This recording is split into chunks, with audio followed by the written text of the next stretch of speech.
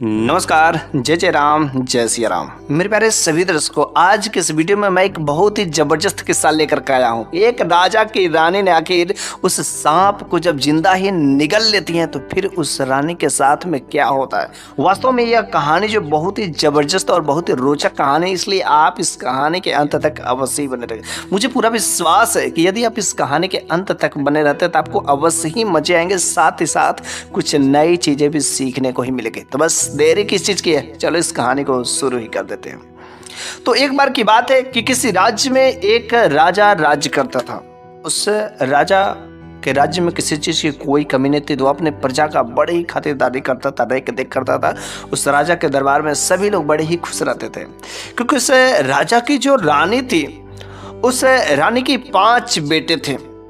लेकिन उस रानी की बड़ी ही ख्वाहिशें थी कि बस भगवान ने केवल मेरे को बेटे दिया, मेरे को एक बेटी चाहिए। बड़ी वह उस रानी के अंदर चाह थी बेटी की, इसलिए वह सभी जो मंदिर मस्जिद भगवान के दरबार में हर जगह मन्नतें मानने के बाद ऊपर वाले की कृपा से इस बार जब रानी गर्भवती होती तो उन्हें एक खूबसूरत बेटी पैदा होती। वास्तव में वह बेटी छोटे पर से निकलती है तो बहुत ही जबरदस्त, बहुत ही अच्छी खूबसूरत। राजा के दरबार में राजा ने खूब जो मिठाइयाँ भी बटाई सभी लोगों में, क्योंकि जो राजा और रानी की इच्छाएं थी एक बेटी की, क्योंकि बेटी जो है ऐसा लक्ष्मी के रूप में माना जाता है। इसलिए उस रानी ने सोचा कि मेरे को एक बेटी चाहिए ही चाहिए। इसलिए वह बहुत ही प्रयास की, मन्नतें की, और मन्नतें करने के बाद जो भगवान ने उनकी विनती सुन भी ली और उन्हें खूबसूरत बेटी दी। अभी वह छोटी सी बच्ची जो है माँ का दूध पीती और अपना जो खेलती, सभी लोग जो खिलाते, अच्छा लगता था। लेकिन एक बार की बात हो जाती है कि जो वह छोटी सी नन्ही मुन्नी बच्ची रहती है, जिसका नाम लोगों ने बड़े ही प्यार से नीलम रखा था। नीलम जो अपनी माँ का दूध पीती थी, 3 से 4 महीने की थी। लेकिन एक बार वह नीलम जो है अपनी माँ का दूध पीना बंद कर देती है। माँ ने काफ़ी कोशिशें की कि मेरी बच्ची दूध नहीं पी रही है। सुबह से शाम हो जाते लेकिन वो बच्ची दूध नहीं पीती है। माँ को बड़ी ही चिंता हो जाती। राजा साहब से कहती, करे देखिए ना, मेरी जो प्यारी सी बच्ची है, सोना सा बच्ची है ना, ये सोना मेरी बेटी, ये मेरा दूध नहीं पी रही है। आखिर क्या बात है, इसका कहीं तबीयत तो खराब नहीं है, इसका कहीं स्वास्थ्य तो कोई खराब नहीं है ना। तो उस राजा ने कहा, ऐसे अगर ऐसी बात है तो हो सके इसका स्वास्थ्य खराब हो तो कोई वैद्य या हकीम को बुला करके चेक करवा लेते हैं। तो राजा ने वैद्य और हकीम को बुला करके चेक करवाया। तो वैद्य हकीम ने कहा कि आपकी जो बेटी है, इस बच्ची का स्वास्थ्य बिल्कुल ठीक है, तंदुरुस्त है, इसके शरीर में कोई चीज़ की कमी है, लेकिन पता नहीं क्यों ये अपनी माँ का दूध जो बार बार पीने का लोग कोशिश करा रहे, लेकिन वह नहीं बच्ची पी रहे। छोटी सी नन्ही मुन्नी बच्ची से किसी तरीके से बाहर का गाय का दूध, बकरी का दूध लेकर के उस बच्ची को लोग पिलाना शुरू कर दिए। 1 से 2 दिन बीत जाते, 3 दिन बीत जाते, वह माँ बार बार अपना जो दूध पिलाने की कोशिश करती, लेकिन वो बच्ची दूध पीने का नाम ही नहीं लेती। बड़ी हैरान होती है। लेकिन जैसे ही 3 दिन बीतते हैं और तीसरी रात जो है, वो जो रानी थी ना, उनका स्वास्थ्य बहुत ही ज़्यादा खराब हो जाता है। और सुबह होते होते उनका शरीर जो बिल्कुल पीलापन पड़ना शुरू हो जाता है, उनका शरीर जो काफ़ी जो ठंडा होना शुरू हो जाता है। किसी को कुछ समझ नहीं आता आखिर रात्रि के समय में आखिर इस रानी के साथ में ऐसा क्या हादसा हुआ कि जिसकी वजह से रानी का शरीर अचानक ऐसे पीलापन, ठंडापन क्यों ऐसा हो। ऐसा लग रहा है कि किसी सर्प ने काटा है। तो बहुत ध्यान से निरीक्षण करने के बाद जो पता चलता है कि रानी को तो कोई सर्प भी नहीं, कुछ काटा भी नहीं है। वैद्य हकीम को बुलाया जाता है, लेकिन कुछ भी पता नहीं चलता है। अब तो वह राजा समझता है कि मैं अपनी रानी को खो दूंगा। लेकिन उसी समय दरबार में एक जो है साधु बाबा आते हैं, और साधु बाबा ने आकर के वहाँ पर जो भविष्यवाणी करती है कि यहाँ की जो रानी, उनके रानी के ऊपर जो बहुत बड़ी विपदा है। तो तुरंत इस खबर को जो राजा साहब के पास पहुँचाया जाता है कि दरवाजे पर एक जो है साधु बाबा है। तुरंत जो साधु बाबा के दरबार में, उस राजा के दरबार में साधु बाबा को लाया जाता है। और साधु बाबा से राजा साहब ने पूछा कि आखिर मेरी रानी कैसे ठीक होगी, क्या बात है। तो साधु बाबा को रानी के पास में ले जाया जाता, और रानी की हालत को देखते ही वो साधु बाबा तुरंत सारी के सारी समझ जाते कि आखिर ये चीज़ें क्या है। साधु बाबा ने कहा, आपकी जो रानी है ठीक हो जाएंगी, लेकिन इसके लिए आप लोगों को थोड़ा सा कष्ट सहना होगा कि इस रानी को उठा कर ले जा करके नदी के पास में ले जा करके रखना होगा। फिर जो है साधु बाबा के कहने के अनुसार राजा के सैनिकों ने रानी को बड़ी ही इज्जतपूर्वक रानी के शरीर को जो है नदी के किनारे ले गया, और वहाँ पर नदी के किनारे ले जाकर के रानी को उल्टा लटका दिया गया। उल्टा लटका करके पानी में जो है बार बार जो है ऊपर नीचे डुबोए जाने लगा, ऊपर नीचे बार बार डुबोए जाने लगा। लेकिन देखते ही देखते बार बार करने के बाद जो है गजब का दृश्य देखते हैं लोग। जैसे ही क्या चीज़ें देखते हैं कि रानी के मुख से जो एक पतला सा सांप जो निकल करके पानी में चला जाता है। ये दृश्य देख कर बड़े ही लोग हैरान हो जाते हैं कि आखिर ये बात क्या है, कैसे सर्प निकल गया, कैसे आखिर रानी के पेट में सर्प, क्या चीजें बात है। साधु बाबा ने कहा कि बड़ी ही पुरानी बात है कि एक बार आप लोग जो कहीं टहलने जा रहे थे, कहीं पर भी घूमने जा रहे थे, तो रानी को प्यास लगे थे, शायद आपको याद है कि नहीं याद है। तो रानी ने नदी में जाकर के जो है बहुत प्यास लगी तो नदी का पानी उठा करके पी ली थी, और उसी नदी में एक सांप का बहुत ही नन्हा मुन्ना सा बच्चा उसी के रास्ते रानी के पेट में चला गया था। बस वह तभी से बढ़ रहा था और आज उसका जहर जो धीरे धीरे रानी के शरीर में फैल रहा था, और बस यह जो है बाहर निकला है। ऐसी ही बात है। राजा को समझ आ गया कि हाँ ये तो बात सत्य है, और फिर वह रानी धीरे धीरे कुछ साधु बाबा ने जड़ी बूटियाँ भी दे दी, दवाइयाँ भी दे दी, ताकि उस सांप का जहर जो धीरे धीरे खत्म हो सके। और फिर वह रानी 3 से 4 दिनों में बहुत ही स्वस्थ हो जाती है, बहुत ही सही तरीके से हो जाती है। बल्कि वो जो छोटी सी नन्ही मुन्नी बच्ची थी, अब तो उस नन्ही मुन्नी बच्ची को पहले ही आभास हो गया था कि मेरी माँ के दूध में कुछ ना कुछ गड़बड़ है, क्योंकि किसी को नहीं पता था, क्योंकि माँ का जो दूध था वह बिल्कुल जहर के समान हो गया था।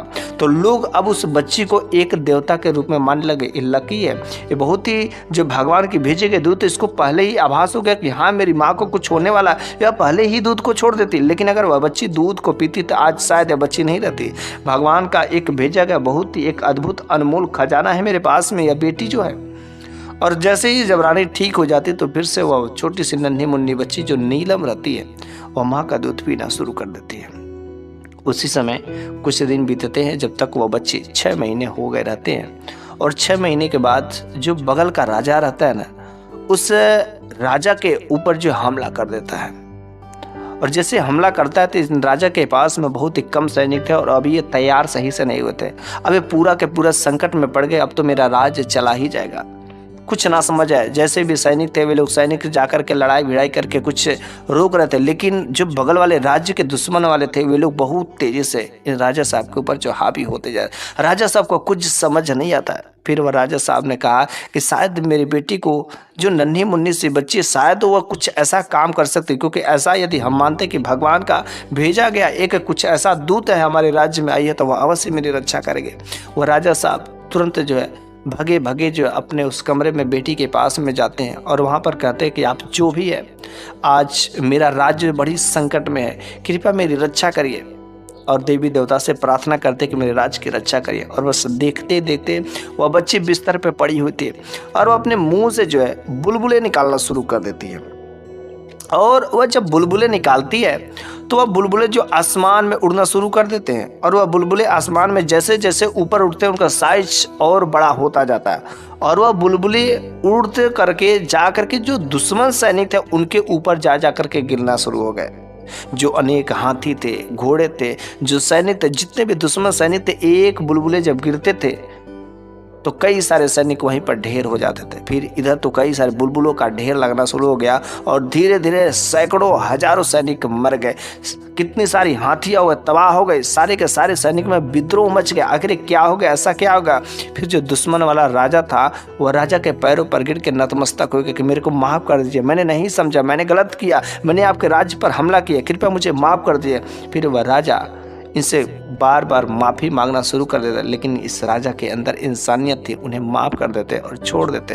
फिर उस बेटी के मुख से बुलबुले निकलने भी शांत हो जाते, क्योंकि उसको अपनी गलती का आभास हो जाता है। फिर वो अपने राज्य में चला जाता है। लेकिन इस राजा ने उस राजा के राज्य को हड़पा नहीं, बल्कि बगल वाला जो राजा था उसका पूरा नियत था हड़पने का। लेकिन राजा चाहते तो उसके राज्य को हड़प कर सकते थे, लेकिन ऐसा नहीं किया। फिर जो ऊपर वाले की कृपा से वह बेटी अब बिल्कुल ही सही थी।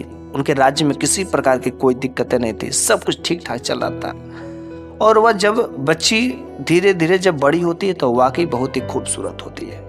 उसकी खूबसूरती को देख करके लोग जो दीवाने हो जाते थे, लेकिन खूबसूरती के साथ साथ उसके अंदर जो कूट कूट के जो गुण भी भरे हुए थे। लड़ाई करना, युद्ध में पारंगत, घोड़े की सवारी करना, मानो वह किसी जानवर से भी अगर वह हमला करे, शेर से भी अगर आक्रमण करती तो वह शेर से भी जीत जाती थी। वह पानी में भी इतना तेज तैरते थे कि अगल बगल के कोई जो उसका मुकाबला नहीं कर सकता। वह अकेले लड़की थी लेकिन इतनी बहादुर थी और बहादुरी से लड़ाई करती थी कि वह अकेले 10-10 सैनिकों को यूं ही ढेर कर देती थी। तलवारबाजी करना, भालेबाजी करना, हर तरीके से हर विद्याओं में पारंगत, साथ ही साथ अपनी जनता का हर तरीके से ख्याल रखना उसके अंदर कूट कूट का भरा हुआ था।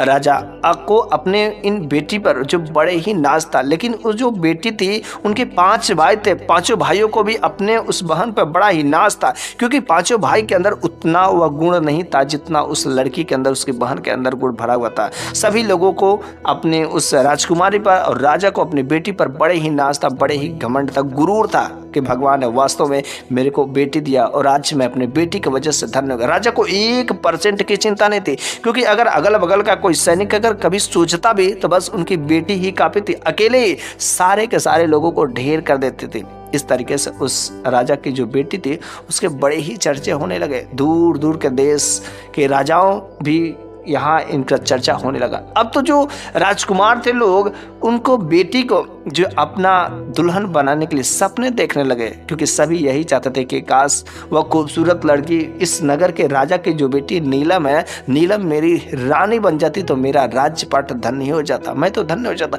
लोग सपने देखना शुरू कर देते हैं। कई लोगों ने कोशिश किया लेकिन किसी की हिम्मत नहीं होती थी कि यहाँ कोई जो है डायरेक्ट आ करके उससे अपना हाथ थमा गया और शादी करने, क्योंकि उनके लायक कोई दिखता ही नहीं था। तो एक बार राजा साहब ने अपनी रानी से कहा कि देखो मेरी बेटी जो नीलम है ना, वह बहुत ही कुशल हो गया, वो बच्ची बड़ी हो गई है, अब उसका शादी करना बहुत ही जरूरी है कि, लेकिन उसके बराबरी का मेरे को कोई राजकुमार दिख भी नहीं रहा कि मैं कैसे कहूँ। तो रानी ने कहा कि आप हम सोच रहे कि हाँ मेरी बच्ची बड़ी हो गई, लेकिन एक बार जो अपनी बेटी का भी तो राय जानना जरूरी है, क्या वह शादी करने के लिए तैयार है कि नहीं है। तो फिर जो है उस दिन नीलम बेटी आती है तो रानी ने पूछा कि बेटी क्या तुम जो है शादी करने के लिए तैयार हो, क्योंकि तुम अब बड़ी हो गई हो, बच्ची नहीं हो।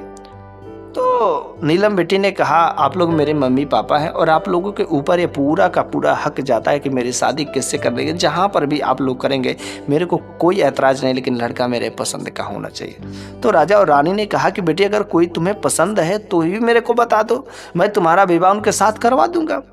तो राजकुमारी ने बेटी ने कहा कि नहीं मेरे को तो ऐसा कोई अभी तक पसंद नहीं है, लेकिन अगर आपको कोई पसंद है तो एक बार दरबार लगवाइए, शायद मेरे को कोई पसंद आ जाए। तो राजा साहब की जो बेटी थी नीलम बेटी, उससे लोग शादी करने के लिए जो अगल बगल के दूर दूर देश के राजकुमार लोग थे, वे लोग इससे शादी करने के लिए अपनी रानी अपनी मलिका बनाने के लिए तो सपना देख ही रहते। फिर जो राजा ने घोषणा करा दिया, अगल बगल दूर दूर तक जो है हर राज्य में संदेशा भिजवा दिया कि अब फला तारीख को इस डेट को जो है यहाँ पर एक स्वयंवर लगेगा, दरबार लगेगा और मेरी बेटी जिसको पसंद कर लेगी बस उसके साथ शादी हो जाएगी। और वह दिन भी आया जिस दिन जो उस राजा साहब के दरबार में दरबार लगा था, बेटी का स्वयंवर लगा था। दूर दूर दूर के देश के बड़े बड़े नौजवान युवक राजकुमार हर सभी प्रकार के दिग्गज लोग वहां पर बैठे हुए थे और सबके मन में ख्वाहिशें थे कि काश वह मेरी मल्लिका बन जाती, काश वह मेरी रानी बन जाती, अगर मेरी रानी बन जाती तो मेरा जीवन तो धन्य हो जाता। और तब तक उस दरबार में वह राजा की बेटी जो है खूबसूरत सज धज करके संवर करके आती है। जैसे ही सभी लोगों ने राजकुमारों ने राजा साहब की बेटी को देखा तो सबका मन को मोह लेती है। सभी लोग जो है लालसा में पड़ जाते, काश हे भगवान काश या मेरी रानी बन जाती। अलग अलग जो सपने देखना शुरू कर दिए। लेकिन उस राजा की बेटी ने आते ही सभी लोगों से एक प्रश्न किया। उस बेटी ने कहा देखिए आप लोग यहाँ पर जितने भी लोग आए हैं मैं आपका सम्मान करती हूँ, लेकिन मेरा एक प्रश्न है और जो इस मेरे प्रश्न का उत्तर दे देगा मैं उसी से विवाह कर लूंगी। तो उस बेटी ने कहा कि देखो मेरे मन में एक प्रश्न है कि सबसे बड़ी जो है मजहब क्या है, अगर जो बता देगा सबसे बड़ा मजहब क्या है तो फिर मैं उसके साथ विवाह कर लूंगी। जैसे ही इस प्रश्न को पूछती है उस बेटी ने तो अलग अलग लोग अलग अलग आंसर देना शुरू कर देते। कुछ लोगों ने हिंदू बोला, कुछ लोगों ने मुस्लिम बोला, कुछ लोगों ने सिख बोला। अलग अलग प्रकार के लोग अलग अलग मजहब की बात करने लगे, अलग अलग तरीके से आंसर समझाने लगे, देने लगे, लेकिन कोई भी किसी का भी आंसर जो है उस बेटी को, नीलम बेटी को, नीलम राजकुमारी को समझ नहीं आते और संतुष्ट नहीं कर पाता, उसे समझ नहीं पाता। नीलम जो अपने पिताजी से, राजा साहब से कहती है कि पिताजी मेरे को किसी का भी आंसर जो सही नहीं लगा। तो वहां से वह जाने वाली ही थी, तब तक जो दरवाजे के बाहर से एक आवाज आती है, ठहरिए मैं हूं यहाँ पर। तो जैसे ही बाहर से आवाज आती है तो सैनिकों ने उसे अंदर आने को दिया।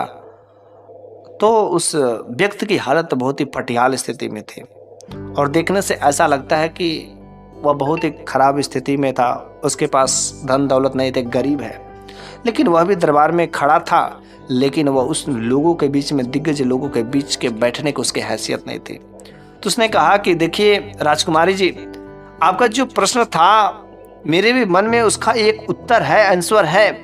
ये चूंकि दिग्गज लोग बैठे हुए हैं, इन लोग नहीं बता सके, इसलिए अगर आपकी अनुमति हो तो मैं उसका आंसर बताऊं। तो राजकुमारी ने कहा अवश्य, तुम भी बता सकते हो।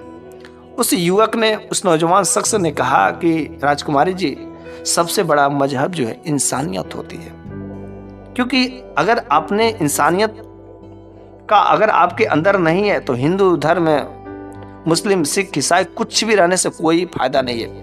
क्योंकि इंसान होकर के अगर इंसान की मजबूरी को ना समझे, इंसान की सहायता ना करे, तो फिर उसका इंसान होने से फायदा ही क्या है। इसलिए इंसानियत जो हमारे हिसाब से सबसे बड़ा मजहब माना जाता है। राजकुमारी को यह उत्तर बड़ा ही पसंद लगा और बड़ा ही अच्छा लगा। तो उस राजकुमारी ने कहा मुझे तुम्हारा आंसर जो है मुझे संतुष्टि मिली। लेकिन राजा ने कहा कि बेटी, क्या तुम ऐसे व्यक्ति से तुम विवाह करोगी? तो उसने कहा पिताजी, मेरे को धन दौलत नहीं चाहिए, मेरे को क्या जरूरत है, बस मेरे हिसाब से जो व्यक्ति मिल जाए, मेरे प्रश्नों का जो उत्तर दे देगा, मेरे को तो धन दौलत से नहीं मतलब है। ये आपका भी तो धन दौलत है और धन दौलत तो कभी भी खड़ा हो जाएगा, ये तो हाथ का मैल है। लेकिन अगर मेरे हिसाब से अगर मेरा जो वर मिल जाता तो फिर उससे अच्छी बात क्या हो सकती है। पिताजी, मेरा इसी के साथ विवाह होगा। राजा ने पूछा, अच्छा तुम बताओ क्या करते हो, काम क्या करते हो? तो उस नवयुवक ने कहा देखिए, मेरे पास कोई धन दौलत नहीं है, मैं इधर उधर जो भीख मांग करके अपना गुजारा करता हूँ, लेकिन इन सब काम करने के बाद मैं भगवान की भक्ति भाव में अक्सर मैं लगा रहता हूँ, क्योंकि अगर उसकी कृपा रहेगी तो हमारा जो जीवन में कभी संकट नहीं आएगा और भगवान का जो आशीर्वाद लगा रहेगा तो हमारे अंदर से कभी इंसानियत नहीं मर सकती। क्योंकि अगर आदमी के अंदर से इंसानियत मर जाता है तो वह इंसान रहता ही नहीं है, वह इंसान नहीं है बल्कि वह जानवर है, हैवान है। इसलिए मैं नहीं चाहता कि मेरे अंदर का इंसानियत खत्म हो। एक आदमी ही आदमी को जान ले देता है, क्योंकि अगर बगल के राजा को चाहे किसी को भी अगर इंसानियत का थोड़ा सा भी ख्याल होता तो वह युद्ध क्यों करता, इतने सारे युद्ध में सैनिक क्यों मारे जाते, क्योंकि इन लोगों के अंदर इंसानियत है ही नहीं। इसलिए मैं जो है नहीं चाहता कि मेरे अंदर भी वैसा हैवानियत पले। ऐसा ये सब बातें सुनकर के राजकुमारी उनकी बातों को सुनकर के बड़ा ही प्रसन्न होती, बड़ा ही खुश होती है। फिर जो है राजा साहब ने उस नवयुवक के साथ में बड़ी ही धूमधाम से अपने बेटे की शादी करते हैं। शादी करने के बाद एक जो है अच्छा सा घर भी बनवाया जाता। अब तो वह युवक उसी घर में जो लेकर के अपने उस राजकुमारी को अपनी पत्नी के साथ में रहता है। उनका परिवार बड़ा ही संतुष्ट होता है। लेकिन अब वह राजकुमारी शादी के बाद बिल्कुल ही शांत हो जाती, क्योंकि अगल बगल के राजा जो उसके बारे में जानते थे उनके ऊपर जो अटैक करने का, आक्रमण करने का कभी सोचते ही नहीं थे। और इस तरीके से अब उनका राज बिल्कुल ही सही तरीके से चलता रहा। अब और जो उनके 5 भाई थे, 5 भाइयों को भी एक एक करके जो शादी हो जाती है और बड़ा वाला भाई जो राजा बन जाता है। लेकिन अभी भी उस राज्य में रानी की खूब बोलचाल रहती है, उस राजकुमारी की बड़ी ही चर्चाएं होती है। बस मेरे प्यारे सभी दर्शकों, आज की ये कहानी आपको कैसी लगी है कमेंट बॉक्स में ज़रूर बताइएगा। और अगले वीडियो में मैं फिर से आपके मन को जीतने वाला, आपके मन को मोहने वाला ऐसे ही कुछ ज़बरदस्त कहानी लेकर के हाजिर होता रहूँगा। तब तक के लिए धन्यवाद।